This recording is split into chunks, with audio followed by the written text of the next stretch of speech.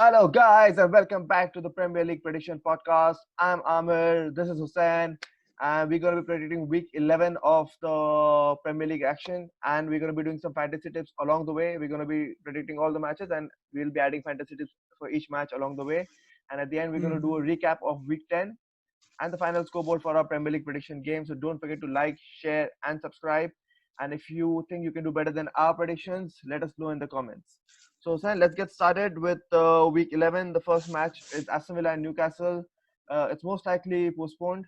Postponed, yeah. But are we gonna do some predictions for you just in case gets added into the Yeah, midweek? maybe midweek they might play. So let's predict it. So this is a tentative prediction. Just in case this gets Yeah, delayed to next week, then we'll predict it next week. But this is a yeah, tentative prediction. I'm gonna go with an Aston Villa win here, 3-1 win for Aston Villa. Newcastle are decimated by COVID, and most mm, likely the COVID research suggests it takes players some time to recover from it to get back to yeah. their level back. So I'm gonna go for an Aston Villa 3-1 win here. I'll be going for a 1-1 draw for Newcastle. I think Newcastle will sit back, hit one on a counter, and uh, maybe get a draw out of this. Okay, so Mohsen's not sent a Yeah, prediction for this one, but we'll just take his prediction on the chat in case this yeah, happens. I don't think it's going to happen midweek because the yeah. whole squad is Even I decimated. don't It's think going so. to Yeah. take like I think 2-3 weeks for this fixture to play, in my Oh. opinion at least. So up next is Burnley at home against Everton. Who have you got here? I've got an Everton win, but I don't think Everton will keep a clean sheet. So I've gone for a 2-1 Everton win. Okay, so I'm going to take a risk here. This is my differential. I'm going to go for a draw, a 2-2 draw over here between Burnley and Everton. I think You're the problem desperate. in a way, but I really do feel that Burnley are back. Yeah, They are back to their best. I think the City they always get beat final by City. What happened last week is not an yeah, yeah, anomaly. yeah. It's been happening for the last 4 seasons. But they'll be Yeah. at home. They have the and Everton really struggle. Really, Jordan Pickford has a weakness in the air. They struggle with set Mhm. pieces. That's where Burnley are strong. So I do think they'll get goals. I think Nick Pope is out. That's why I'm going for a draw. I would have gone for a Burnley win otherwise. So I'm going to Mhm. go for a draw, a 2-2 draw. And Mohsin's gone for an Everton win as well. So this is my Okay. differential here. Then up next is City against Fulham. I think this should be comfortable for City. I do think they will concede though because Fulham are playing good football, but City at home Yeah. they should be good enough for City for Fulham. So I'm going to go for a 3-1 win for Manchester City. Yeah, it's going to be an easy win, 4-0 for me, because they rested the key players for a long time now. Laporta has rested quite a lot. KDB Yeah. got rest midweek. Sterling rested last week in the Premier League. So there'll be a fresh team, a very fresh team. I'm going for a 4-0 City win. Okay. So Mohsin's gone for a City win as well. Then up next Mm, is the match of the day. In my opinion, it's actually mm. though Spurs and Arsenal is the match of the day, but I think this will be a difficult match anyways. West Ham at home against Manchester United. Who have you got here? I've gone for a 2-2 2-2 draw. Man United will be very tired after the PSG game. Make no mistake about it. It's a very important game today for them. If they lose at home to PSG and then they have to get a result away, they would want to secure the qualification today. So I think they're going to go full strength today, and then 3 days later it will be a very difficult match against West Ham. Uh, I feel it's a loss, but my optimistic Man United inside me is saying it will be a 2-2 draw. Bullshit, that's a fucking jinx. I don't buy it at all. I think Manchester United are going to win this match. They're going to win it. It's going to be a difficult match, but they're going to win it 2-1. I They're going think to be tired. they will be tired, but I don't think it's going to matter much. They have a deep squad, at least in attack.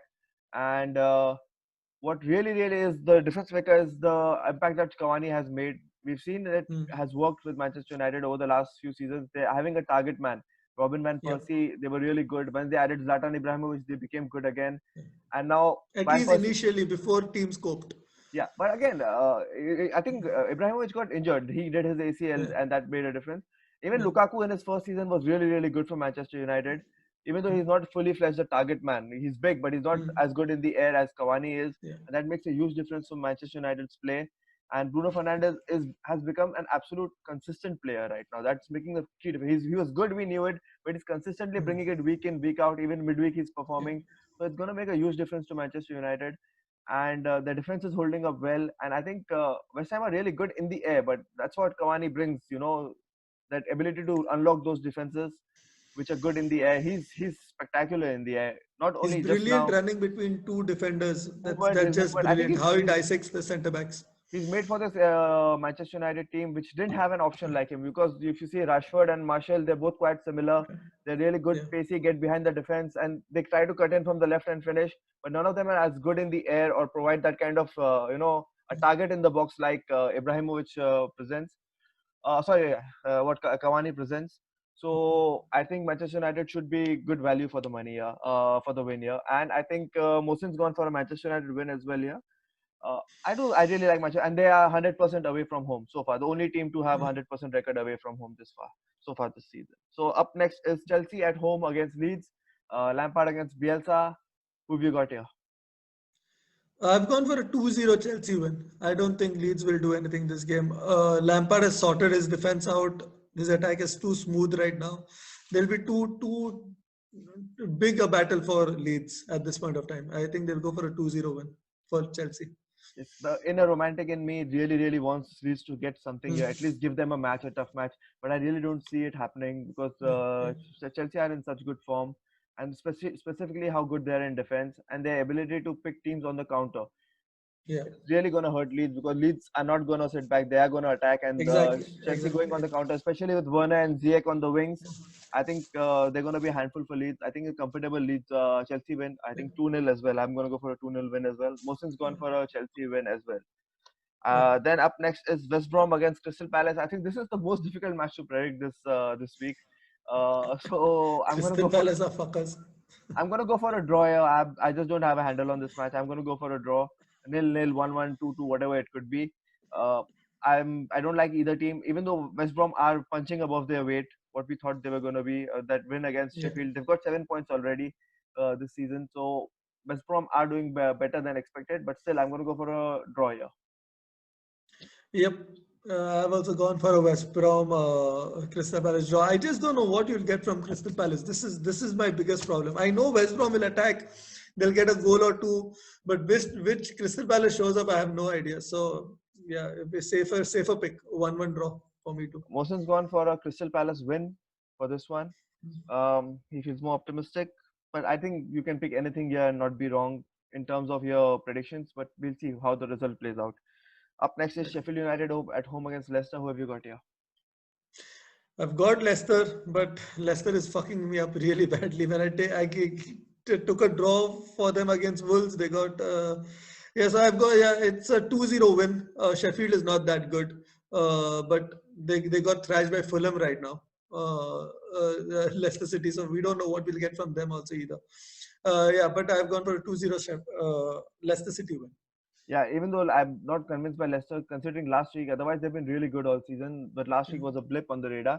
But Sheffield United have just been worse than any other Yeah, team in the worst, league. worst. Just 1 point Yeah. over 10 matches. This is not, I think they're doomed for relegation.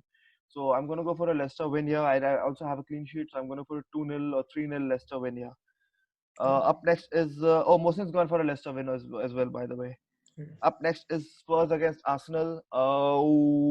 I'm gonna go for a Spurs win here. I think Arsenal are really struggling.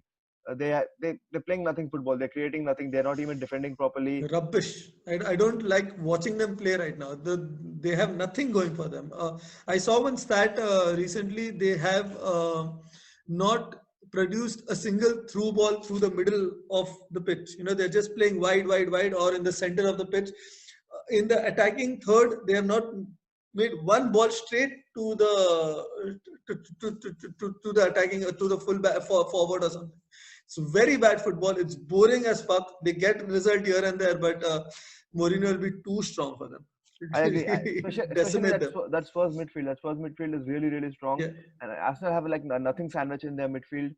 They yeah. have no identity in the midfield. I don't think the players are good enough to go to war. And all of a sudden they're saying David Luiz might play, as if it's a good thing. Yeah. So they're gonna get woken. Yeah. So Yeah. I think yes, 2-0 win for me. 2-0 win. I also have a 2-0 win. Mohsin's gone for Yeah. a Spurs win as well. Then the second last match of the week is Liverpool at home against Wolves. Who do you have here? I've gone for a 3-1 Liverpool win. I think Liverpool will be too strong for Wolves. They rested most of the squad again midweek. And they're getting their attacking flow back. Uh, they didn't get the goals last time, but they are getting the attacking flow back. You can see it when Mane came on; they were very good. So yeah, if Jota, Mane, and Salah start and Salah plays up front, they'll get a lot of goals. So 3-1 for me. Okay, so I'm going for a 2-1 win for Liverpool. I think yeah, I do agree everything what you said about Liverpool, but I think you're underestimating Wolves a little bit. They're really, really strong. Their character Yeah. shows through. Even Yes. against Arsenal, despite losing Jimenez, they came back to win that match 2-1. Yeah. Podence and Neto are really starting to shine now. Uh, I think But they they are just over attacking at times, and Liverpool can really counter I that. do have a Liverpool win, but I do think it Yeah. will be a difficult one. It will be a Mm. 2-1 win for Liverpool, hard fought one, and the Wolves are going to be in that match. But I Yeah. think Liverpool just have enough quality to pull it off. Last match of the week is Brighton at home against Southampton. I'm going to go for a Southampton win here. Southampton have been really, really impressive all season. Amazing. Up front, they're really good. They're strong in midfield. Ward-Prowse and the Vestergaard and Bednarek partnership is looking really good. And Alex Ings McCarthy is is back. and Alex McCarthy is a solid keeper as well. So Yeah. I'm going to go for a 2-0 win for Southampton here. Same. I've got it here. 2-0 win exactly. Our predictions have been Similar, except for I pretty think, similar this time, yeah, yeah. But I think the results pick themselves. We don't have to make much of only exactly. a Leicester City losing to Fulham result can fuck us this time. Mm. So Mohsin's gone for a Southampton win as well. Yeah. And that about wraps it up. Actually, we didn't talk anything about fantasy football. So you Yeah. want to add anything with regards to fantasy? What you're doing in your team, or any fixtures that jump out? Fixture Yeah, I see specific. Newcastle has like fucked us properly. Newcastle, Aston Villa, everybody has Grealish. Yep. Most of them have taken Wilson this week.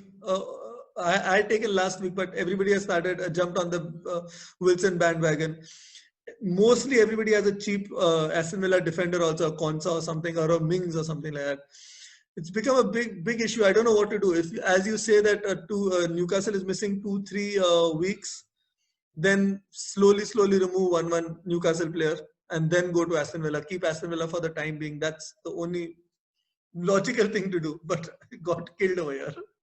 Yeah, so with regards to Aston Villa and Newcastle, I'm not really that. So I had a Grealish in my fantasy team, so Uh, I can adjust for him. I can keep him on the bench for 1 week, mm, and I had Mings in my draft team, again, which I mm. can adjust for. I didn't have any Newcastle. Draft is not an issue here. I didn't have any Newcastle players, so I'm fine with that.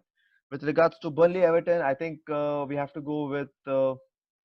I really don't know what to pick over here. I'm not that confident about Everton players anymore. I think the time to sell, talked about it 3-4 weeks back. I think it was time to sell high on Everton. Except for Calvert Yeah, Lewin, who is yeah, consistently performing. I think the time was to sell. I think I sold James Rodriguez that week, so I yeah. did well over But there. I think James Rodriguez will make a comeback because last game James Rodriguez was really good. He got really unlucky with a blank, but he was very good. He caught my eye. If Grealish wouldn't have done something, maybe I would have gone back to James Rodriguez.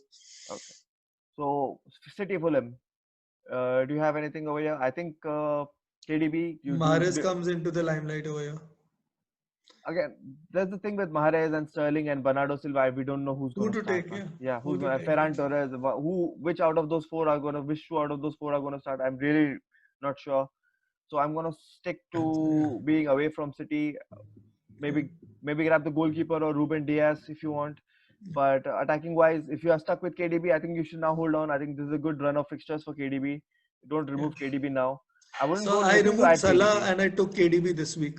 Oh, you went for I that. removed Okay. Salah. Yeah. I removed Salah and I took KDB just for their fixtures because the fixtures have been sublime. But Uh, I think I jumped the gun too soon because I could have kept that transfer for Wilson.